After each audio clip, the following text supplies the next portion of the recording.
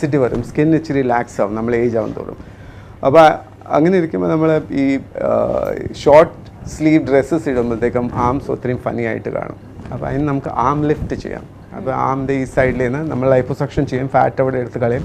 അല്ലെങ്കിൽ നമ്മൾ actually excision ചെയ്യും, സ്കിന്നൊക്കെ കട്ട് ചെയ്തിട്ട് ചെയ്യുന്ന ഒരു സർജറിയാണ് ആം ലിഫ്റ്റ്. അതുപോലെ നമ്മുടെ തൈസ് അല്ലെങ്കിൽ തുടയുന്ന ഭാഗത്ത് ചിലപ്പോൾ ഫാറ്റ് കൂടുതലായിട്ട് വന്നു കഴിഞ്ഞാൽ, തൊലിയും കൂടുതലായിട്ട് വന്നു കഴിഞ്ഞാൽ അത് നമ്മൾ എക്സസൈസ് ചെയ്തിട്ട് അല്ലെങ്കിൽ ജസ്റ്റ് ലൈപ്പോസക്ഷൻ ചെയ്തിട്ട് അത് കുറയ്ക്കാറുണ്ട്. അതിന് തൈ ലിഫ്റ്റ് എന്ന് പറയും. ഏജ് ആവും തോറും ലേഡീസിൽ അല്ലെങ്കിൽ ഫീമെയിൽസിൽ നമുക്ക് ബ്രസ്റ്റ് കുറച്ച് സാഗ് ചെയ്യാറുണ്ട്. അപ്പോൾ അങ്ങനെ ആകുമ്പോൾ അതിനൊരു ലിഫ്റ്റ് ചെയ്യാറുണ്ട്, സർജിക്കൽ ആയിട്ട് നമ്മളത് സ്കിന്നൊക്കെ കുറച്ചിട്ട് ബ്രസ്റ്റിൻ്റെ പൊസിഷൻ പിന്നെയും ഒറിജിനൽ പൊസിഷനിലോട്ട് ഇടാറുണ്ട്. അതൊരു ബ്രസ്റ്റ് ലിഫ്റ്റ് എന്ന് പറയും. അപ്പോൾ അങ്ങനെ കുറേ ലിഫ്റ്റ് സർജറീസ് ആയിട്ടുണ്ട്. സർ, ഈ ലിപ്പോസക്ഷൻ നമ്മൾ എപ്പോഴും കേൾക്കുന്ന liposuction however you say it, നമുക്ക് ഒത്തിരി കേട്ടിട്ടുണ്ട് ഈ സംഭവം. ഒരുപാട് പേര് നമ്മൾ ഈ ഒരു കാലഘട്ടത്തിൽ അത് പ്രിഫർ ചെയ്യുന്നുണ്ട്. അതെന്താണ് ശരിക്കും sir liposuction? Liposuction actually fat അല്ലെങ്കിൽ കൊഴുപ്പ് നമ്മുടെ ബോഡിയിൽ കൂടുമ്പോൾ അത് എടുക്കാമെന്നുള്ള ഒരു പ്രൊസീജിയറാണ്. ഇപ്പോഴത്തെ നമ്മുടെ ഒരു സിറ്റുവേഷനിൽ നമ്മുടെ ലൈഫ് സ്റ്റൈൽസ് ചേഞ്ച് ആയിട്ടുണ്ട്. പണ്ട് നമ്മൾ ആക്ച്വലി കൂടുതലായിട്ട് നമ്മൾ നടക്കുകയും കൂടുതലായിട്ട് ജോലി ചെയ്യുകയും ആ ഒരു വേയിലായിരുന്നു നമ്മുടെ ലീവ് ചെയ്യുന്ന ഒരു സ്റ്റൈൽ. പക്ഷേ ഇപ്പോൾ അത് മാറി നമ്മൾ കൂടുതലായിട്ട് ഒരു സെഡൻറ്ററി ആയിട്ട് ലൈഫ് സ്റ്റൈലാണ്. നമ്മൾ ഓഫീസിൽ പോകുന്നു, ഒരു 10 മണിക്കൂർ ഇരിക്കുന്നു, പിന്നെ എണിച്ച് വരുന്നു, എക്സസൈസ് ഒന്നും ചെയ്യുന്നില്ല. നമ്മുടെ ഫുഡ് സ്റ്റൈൽസ് ചേഞ്ച് ആയിട്ടുണ്ട്. നമ്മൾ ഫാറ്റ് കൂടുതൽ കഴിക്കാറുണ്ട്, ജങ്ക് ഫുഡ് കൂടുതലായിട്ട് കഴിക്കുന്നു, വെജിറ്റേറിയൻ ഡയറ്റ് നമ്മൾ വിട്ടിട്ട് നമ്മൾ കൂടുതലായിട്ട് നോൺ വെജ് കഴിക്കുന്നു.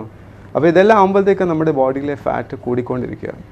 അപ്പോൾ അത് തുടക്കത്തിൽ നമ്മൾ കൊച്ചിൽ നമുക്ക് ആ ഒരു സിറ്റുവേഷൻ നമുക്ക് മനസ്സിലാവത്തില്ല. പക്ഷേ പതുക്കെ നമ്മൾ ഒരു ഏജ് കഴിയുമ്പോഴത്തേക്കും ഫാറ്റ് കൂടുതലായിട്ട് ഡെപ്പോസിറ്റ് ആയി കഴിഞ്ഞ് ആ ഒരു സ്റ്റേജ് കഴിയുമ്പോഴത്തേക്കും നമുക്ക് എക്സസൈസ് കൊണ്ട് കുറയ്ക്കാനുള്ള ആ ഒരു സിറ്റുവേഷൻ വരത്തില്ല, ഒക്കത്തില്ല. എക്സസൈസ് ചെയ്താലും ചിലപ്പോൾ ആ ഫാറ്റ് കുറയത്തില്ല. അതുപോലെ നമ്മൾ ഡയറ്റിങ് ചെയ്താലും ചിലപ്പം കുറയത്തില്ല. അല്ലെങ്കിൽ ചില ആൾക്കാർക്ക് ജോയിൻറ്റ് പെയിൻസും അങ്ങനത്തെയൊക്കെ പ്രശ്നങ്ങൾ വരും. അത് വന്നു കഴിഞ്ഞിട്ട് പിന്നെ അവർക്ക് എക്സസൈസ് ചെയ്യാൻ ഒക്കത്തില്ല. അപ്പോഴും പിന്നെ ഫാറ്റ് കഴിക്കുമ്പോൾ ഫാറ്റ് കൂടിക്കൊണ്ടിരിക്കും. അപ്പോൾ ഈ ഫാറ്റ് നമ്മൾ എടുക്കാമെന്നുള്ള ഒരു ടെക്നിക്ക് ആ ലൈപ്പോസക്ഷൻ വന്നേക്കുന്ന ഒരു ടെക്നിക്കാണ് ലൈപ്പോസക്ഷൻ. അപ്പോൾ ഈ ലൈപ്പോസക്ഷൻ എന്ന് പറഞ്ഞാൽ ഒരു കീ ഹോൾ സർജറിയാണ്. ഒരു 1 സെൻറ്റിമീറ്റർ ഉള്ള ഒരു ഇൻസിഷൻ നമ്മൾ ഉണ്ടാക്കിയിട്ട് ആ ഇൻസിഷനിൽ കൂടെ നമ്മൾ ഒരു കുഴലിട്ട് ആദ്യം നമ്മളൊരു ഇഞ്ചക്ഷൻ ചെയ്യും. അതിൻ്റെ ഇതൊരു സ്പെഷ്യൽ ഫ്ലൂയിഡാണ്. ഇത് ആക്ച്വലി ഫാറ്റിനെ ഒന്ന് ലൂസാക്കുകയും ബ്ലീഡിങ് ഒന്നും ഉണ്ടാക്കാതിരിക്കാൻ വേണ്ടിയുള്ള ഒരു ഫ്ലൂയിഡ് ഇഞ്ചെക്ട് ചെയ്യും. ഇത് ഇഞ്ചെക്ട് ചെയ്ത് കഴിഞ്ഞിട്ട് കുറച്ച് നേരം വെയിറ്റ് ചെയ്യും, ഇതിൻ്റെ ആക്ഷൻ കഴിയും. അത് കഴിഞ്ഞിട്ട് നമ്മളൊരു സക്ഷൻ മെഷീനും ഈ ഒരു ക്യാനല ഇട്ടിട്ട് ഈ ഫാറ്റ് നമ്മൾ പതുക്കെ ബോഡിയിൽ നിന്ന് സക്ക് ചെയ്ത് കളയും. അപ്പോൾ അതാ ഒരു കീ ഹോൾ സർജറി ആയിട്ട് ഈ ഫാറ്റ് നമ്മൾ ബോഡിയിൽ നിന്ന് വെളിയെടുക്കുന്നു. അപ്പം അതാണ് ബേസിക്കലി നമ്മൾ ഒരു ലൈപ്പോസക്ഷൻ പ്രൊസീജിയറായിട്ട് ഉദ്ദേശിക്കുന്നത്. പിന്നെ ഒരു നോർമലി നമ്മൾ ഈ എന്താ പറയുക ഒരു വെയിറ്റ് ലോസ് ആയിട്ടല്ല ഈ ലൈപ്പോസക്ഷൻ നമ്മൾ കൺസിഡർ ചെയ്യുന്നത്. ഇപ്പോൾ ഒരു 140 kg ഉള്ള മനുഷ്യനോട് നമ്മൾ വന്ന് എൻ്റെ ഒരു 60 kg ഒന്ന് കുറയ്ക്കാൻ നോക്കുന്ന പറഞ്ഞാൽ അത് ലൈപ്പോസക്ഷൻ അങ്ങനത്തെ ഒരു സർജറിക്ക് വേണ്ടിയുള്ള ഒരു പ്രൊസീജിയർ അല്ല. ലൈപ്പോസക്ഷൻ എന്ന് പറഞ്ഞാൽ നമ്മൾ ഡയറ്റിങ്ങും എക്സസൈസും എല്ലാം ചെയ്ത് കഴിഞ്ഞിട്ട് എന്നാലും നമുക്ക് കുറേ ഏരിയാസിൽ ഫാറ്റൊക്കെ കുറയാതിരിക്കും. അതൊരു റെസിസ്റ്റൻറ്റ് ടൈപ്പ് ഓഫ് ഫാറ്റ്. ഇപ്പം ചിലപ്പം വയറിൻ്റെ അടിയിൽ ടമി അല്ലെങ്കിൽ ആംസിൻ്റെ അവിടെ, തൈസിൻ്റെ അവിടെ എത്ര എക്സസൈസ് ചെയ്താലും ചിലപ്പം അത് പോകത്തില്ല.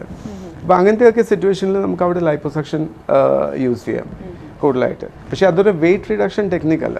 അത് ബേസിക്കലി അത് ഫാറ്റ് ഉള്ള സ്ഥലത്ത് നിന്ന് റെഡ്യൂസ് ചെയ്തിട്ട് നമ്മുടെ എന്താ പറയുന്നത് അപ്പിയറൻസസ് ഇമ്പ്രൂവ് ചെയ്യാൻ വേണ്ടിയുള്ള ഒരു ഇതാണ്. നോർമലി ഒരു 5 ലിറ്റേഴ്സിന് അണ്ടർ ക്വൈറ്റ് സേഫാണ്. 5ൻ്റെ മേളിലാകുമ്പോൾ കുറച്ച് സേഫ്റ്റി ഇച്ചിരി പ്രോബ്ലം വരുന്നത്. അപ്പോൾ ആകുമ്പോൾ നമുക്ക് പിന്നെ കൂടുതൽ നമ്മൾ എത്രയും കൂടുതലായിട്ട് നമ്മൾ ഫാറ്റ് സക്ക് ചെയ്യുന്നു അത്രയും ചിലപ്പം നമുക്ക് ICU കെയറും അങ്ങനത്തെ പ്രശ്നങ്ങളൊക്കെ വരാൻ സാധ്യതയുണ്ട്. യൂഷ്വൽ സേഫ്റ്റി ഒരു 5 ലിറ്റേഴ്സിന് താഴെയാണെങ്കിൽ ക്വൈറ്റ് ഒരു സേഫ് ആയിട്ടുള്ള പ്രൊസീജിയർ. അപ്പോൾ സാർ എന്തൊക്കെയാണ് കോംപ്ലിക്കേഷൻസ് ഈ ലൈപ്പോസക്ഷൻ ചെയ്യുന്നത്?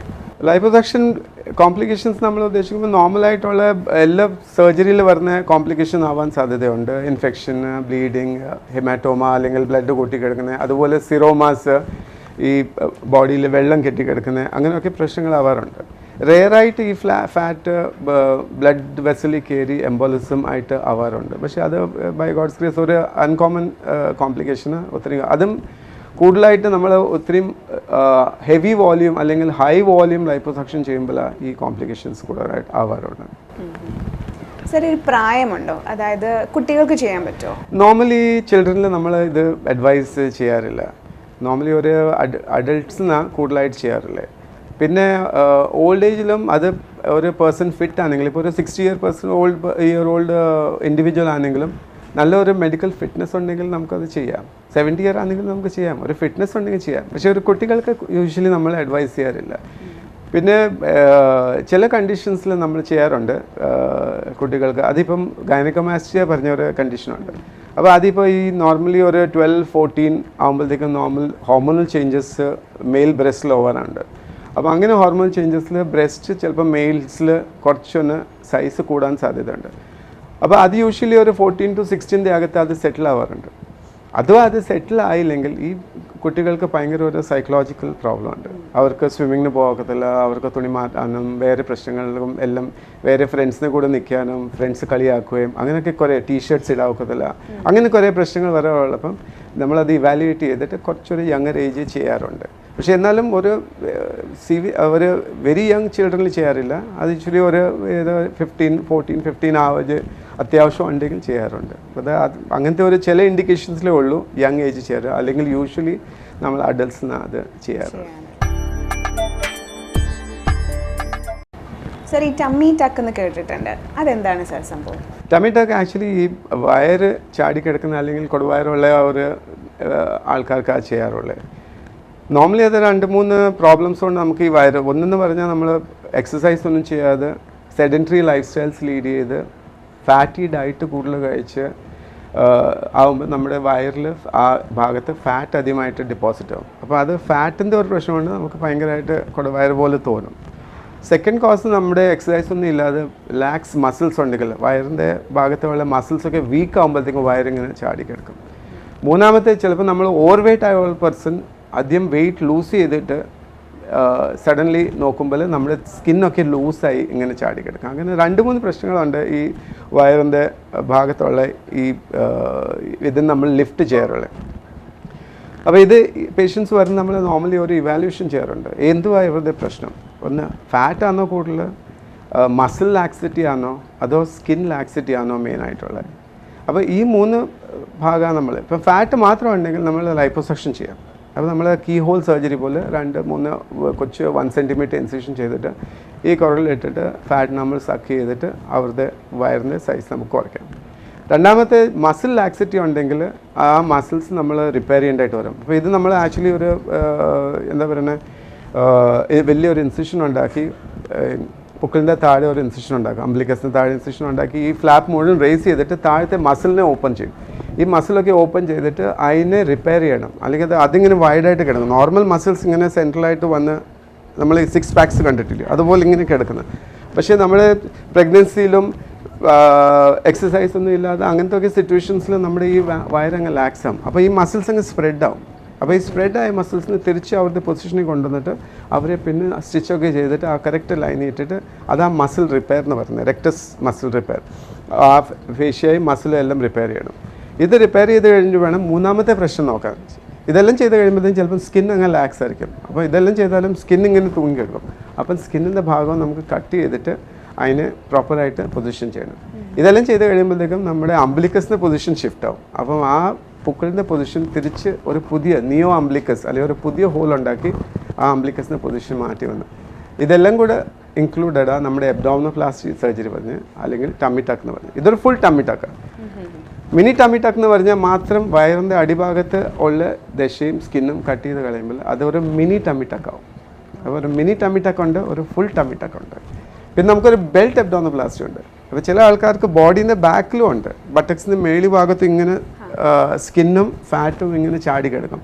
അപ്പോൾ അതിനൊരു ഞങ്ങളൊരു ഇൻസിഷൻ ഫ്രണ്ടിലേയും ചെയ്തിട്ട് ബാക്കിലേയും ഫുൾ എക്സസൈസ് ചെയ്യും. അപ്പോൾ അതിനൊരു ബെൽറ്റ് അബ്ഡോമിനോപ്ലാസ്റ്റി എന്നാണ് പറയുന്നത്. അപ്പോൾ അത് ഫുൾ റൗണ്ട് സർക്കംഫറൻഷ്യലായിട്ട് പോകും. കേട്ടിട്ട് ഭയങ്കര കോംപ്ലക്സ് സർജറി പോലെ തോന്നുന്നു. കോംപ്ലക്സ് അല്ല, അത് എല്ലാ സർജറിയിൽ കുറച്ചൊരു എന്താ പറയുന്നത്, ഇതിപ്പം കോസ്മെറ്റിക് സർജറി ഇങ്ങനെ കുറച്ച് അഡ്വാൻസ്ഡ് ആയിട്ടുണ്ട്. നമ്മുടെ ഒരു സെഞ്ച്വറി ബിഫോർ നമ്മൾ മെയിൻലി ഫങ്ഷണലായിരുന്നു ചെയ്യുന്നത്. ഇപ്പോൾ നമുക്കൊരു ഹെർണിയ ഉണ്ടെങ്കിൽ അത് റിപ്പയർ ചെയ്യും, അപ്പൻഡിക്സ് ഉണ്ടെങ്കിൽ ചെയ്യും, അല്ലെങ്കിൽ ഗോൾ ബ്ലാഡർ ഉണ്ടെങ്കിൽ നമുക്ക് പ്രശ്നം ഉണ്ടെങ്കിൽ അത് ചെയ്യും. അപ്പോൾ എന്തെങ്കിലും പ്രശ്നങ്ങളായിട്ടുള്ള മാത്രം ചെയ്യാറുണ്ട്. ഇപ്പം നമ്മുടെ ഇത് അപ്പിയറൻസ് ഇമ്പ്രൂവ് ചെയ്യും, കൂടുതലായിട്ട് നമ്മൾ ബെനിഫിറ്റ് ആയിട്ടുള്ള എന്തെങ്കിലും എക്സ്ട്രാ നമുക്ക് ചെയ്യാനുണ്ടെങ്കിൽ അങ്ങനെ നോക്കി നടക്കുന്ന ഒരു കാലം വന്നിട്ടുണ്ട്. അപ്പോൾ അതുകൊണ്ട് അതൊരു ബെൽറ്റ് അബ്ഡോമിനോപ്ലാസ്റ്റി എന്ന് പറയും. ചില ആൾക്കാർക്ക് ഇത് കൂടുതലായിട്ട് എബ്രോഡ് ചെയ്യുന്ന പോലെ സർജറിയാണ്. ബട്ടക്സിൽ കൂടുതലായിട്ട് ബീച്ചിൽ പോകുന്നവരും ബീച്ച് വെയർ ഇടുന്നവർക്ക് അവർക്ക് ബട്ടക്സിന് അപ്പിയറൻസ് ഇമ്പ്രൂവ് ചെയ്യാനാണ്. അതിന് ബട്ടക്ക് ലിഫ്റ്റും ചെയ്യാറുണ്ട്. ബട്ട് ലിഫ്റ്റ് എന്ന് പറയും, അല്ലെങ്കിൽ ബട്ടക്ക് ലിഫ്റ്റ്സ്. അപ്പോൾ അവിടെ നമ്മൾ ആ എക്സ്ട്രാ ഉള്ള സ്കിന്നും കട്ട് ചെയ്തിട്ട് അതിൻ്റെ ഷേപ്പ് ഇമ്പ്രൂവ് ചെയ്യാന്നുള്ളത്. ഓക്കെ. അപ്പോൾ സാർ ഈ ടമ്മി ടക്കിന് കോംപ്ലിക്കേഷൻസ് എന്തെങ്കിലും ഉണ്ടോ? Same like all the other operation. നമ്മൾ ഏത് ഓപ്പറേഷൻ എടുത്താലും അതിന് റുട്ടീനായിട്ടുള്ള കോംപ്ലിക്കേഷൻസ് ഉണ്ട്. അത് അനസ്തീസിയ ആയിട്ടുള്ള റിലേറ്റഡ് ആയിരിക്കും, അല്ലെങ്കിൽ സർജറി ആയിട്ട്. അത് ഇൻഫെക്ഷന്, ബ്ലീഡിങ്, ഹെമറ്റോമ. പിന്നെ ഇത് നമ്മൾ ചെയ്യുന്ന മുമ്പേ ആക്ച്വലി ഒരു കംപ്ലീറ്റ് മെഡിക്കൽ ചെക്കപ്പ് ചെയ്യണം. നമ്മൾ ഷുഗർ ഉണ്ടോ, പ്രഷർ ഉണ്ടോ, വേറെ എന്തെങ്കിലും പ്രശ്നങ്ങളുണ്ടോ, അലർജീസ് ഉണ്ടോ, ഇതെല്ലാം നോക്കിയിട്ട് വേണം. ആ പേഷ്യൻറ്റിന് കാർഡിയാക് പ്രശ്നമുണ്ടോ, റീനൽ പ്രശ്നമുണ്ടോ, ലിവറിന് പ്രശ്നമുണ്ടോ, അപ്പോൾ ഇതെല്ലാം നോക്കിയിട്ട് വേണം, അവരുടെ ഒരു ഫിറ്റ്നസ് എടുത്തിട്ട് വേണം നമ്മളിത് ചെയ്യാൻ. അപ്പം കൂടുതലായിട്ട് ഫിറ്റായിട്ട് നമ്മൾ ഉള്ള ആളെ ചെയ്യുമ്പോൾ നമുക്ക് അത്രയും കോംപ്ലിക്കേഷൻസ് കുറയും. അല്ലെങ്കിൽ ഫിറ്റ്നസ് ഇല്ലാത്ത ആളെ ആ ഒരു ലെവലിൽ നമ്മൾ ഫിറ്റ് ആക്കിയിട്ട് വേണം അതിനെ ചെയ്യാൻ. അതിൻ്റെ ആ പ്രശ്നങ്ങളെല്ലാം നമ്മൾ ട്രീറ്റ് ചെയ്ത്. ഇപ്പം ചില പേഷ്യൻ്റ് അബ്ഡോമിനോപ്ലാസ്റ്റി നമ്മൾ ചെയ്യുകയാണെങ്കിൽ അവർക്ക് ചിലപ്പോൾ ലങ് പ്രോബ്ലംസ് കാണും, അവർക്ക് ആസ്മ, അങ്ങനത്തെ COPD അങ്ങനത്തെ പ്രശ്നങ്ങൾ കാണും.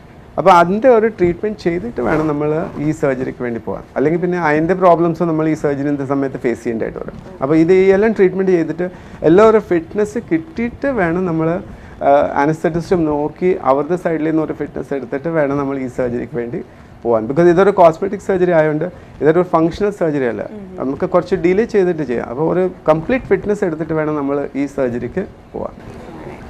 സാർ നമുക്കൊരു ലെങ്ത് ഓഫ് സ്റ്റേ ഹോസ്പിറ്റലിൽ പറയും. ഇപ്പം ഞാൻ കേട്ടിട്ടുണ്ട് നമ്മൾ ഫേസ് ലിഫ്റ്റ് ഒക്കെ ചെയ്യുമ്പോൾ 3 ആഴ്ച ഹോസ്പിറ്റൽ സ്റ്റേ വേണ്ടി വരും എന്നൊക്കെ. അതങ്ങനെയാണ്? നോർമലി അങ്ങനെ അത്രയും ഒരു ലോങ് സ്റ്റേ വരാറില്ല. നോർമലി ഒരു 4 days to 5 days ചെയ്യാറുണ്ട് സ്റ്റേ. ഇപ്പോൾ നമ്മൾ അബ്ഡോമിനോപ്ലാസ്റ്റി ചെയ്യുമ്പോൾ നമ്മൾ ഒരു ദിവസം ചിലപ്പോൾ ICUയിൽ കിടക്കും. ഫസ്റ്റ് ഡേ നമ്മൾ ഓപ്പറേറ്റ് ചെയ്തിട്ട് സെക്കൻഡ് ഡേ ICUയിലായിരിക്കും. തേർഡ് ഡേ ഓക്കെ ആണെങ്കിൽ വാർഡിലോട്ട് വരും. പിന്നെ ഒരു 2 ദിവസം നമുക്ക് ചിലപ്പം ഈ ട്യൂബ്സൊക്കെ ഇടും. നമ്മൾ ഓപ്പറേഷൻ ചെയ്ത് കഴിഞ്ഞിട്ട് ഒരു ട്യൂബ് ഇടും അവിടെ. അപ്പോൾ ഇത് അകത്ത് കളക്ട് ആവുന്ന ബ്ലഡ് അല്ലെങ്കിൽ വെള്ളം എന്തുവാന്നത് വെളിയിലോട്ട് വരാൻ വേണ്ടിയുള്ള ട്യൂബ്. അപ്പോൾ അത് ചിലപ്പം 2 ദിവസം കൂടുതലായിരിക്കുകയാണെങ്കിൽ നമ്മൾ 2 ദിവസം കൂടെ വെക്കും. ബിക്കോസ് ഈ ട്യൂബ്സ് വെച്ച് നമ്മൾ ഇന്ത്യയിൽ നമ്മൾ അങ്ങനെ പേഷ്യൻസിനെ വീട്ടിൽ അയക്കാറില്ല. അപ്പോൾ അതുകൊണ്ട് ഒരു 2 days കൂടെ അങ്ങോട്ട് പോകാറുണ്ട്. പിന്നെ പേഷ്യൻറ്റ് കംഫർട്ടബിൾ ആകുമ്പോഴാണ് നമ്മൾ ഡിസ്ചാർജ് ചെയ്യുന്നത്.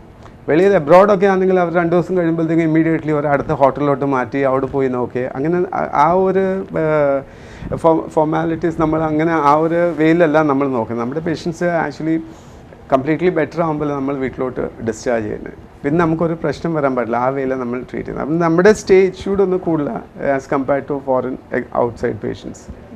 പക്ഷേ അത്രയൊന്നും വരത്തില്ല, ഒരു 3 weeks ഒന്നും വരത്തില്ല. നോർമലി ഒരു 4 days 5 days അല്ലെങ്കിൽ പോയ 6 days യൂഷ്വലി. പിന്നെ എന്തെങ്കിലും അഡീഷണൽ പ്രോബ്ലംസ് ഉണ്ടെങ്കിൽ മാത്രമേ അത് എക്സ്റ്റെൻഡ് ആവും.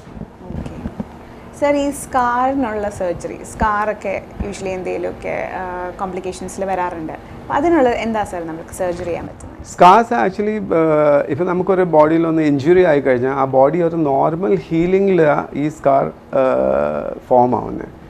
ഇപ്പം നോർമലായിട്ട് നമ്മൾ സ്റ്റിച്ച് ചെയ്യുകയാണെങ്കിൽ അല്ലെങ്കിൽ എന്തെങ്കിലും സർജറി ചെയ്യുകയാണെങ്കിൽ ആ അപ്രോക്സിമേഷൻ എങ്ങനെയുണ്ട്, അതിൻ്റെ പ്രഷർ എത്രയുണ്ട്, ആ ടെൻഷൻ എത്രയുണ്ട്, ആ സ്കിൻ എന്തെങ്കിലും പോയിട്ടില്ലയോ, ഇൻഫെക്ഷൻ ഉണ്ടോ ഇല്ലയോ, ഇതെല്ലാം അനുസരിച്ചാണ് നമ്മുടെ ആ സ്കാർ ഇവോൾവ് ആവുന്നത്. ഇപ്പം നോർമലായിട്ട് വരുന്ന സ്കാർ നല്ലതായിട്ട് ഹീലായി വലിയതായിട്ട് കാണാറില്ല, നമുക്കത് നോക്കുമ്പോൾ മനസ്സിലാവും.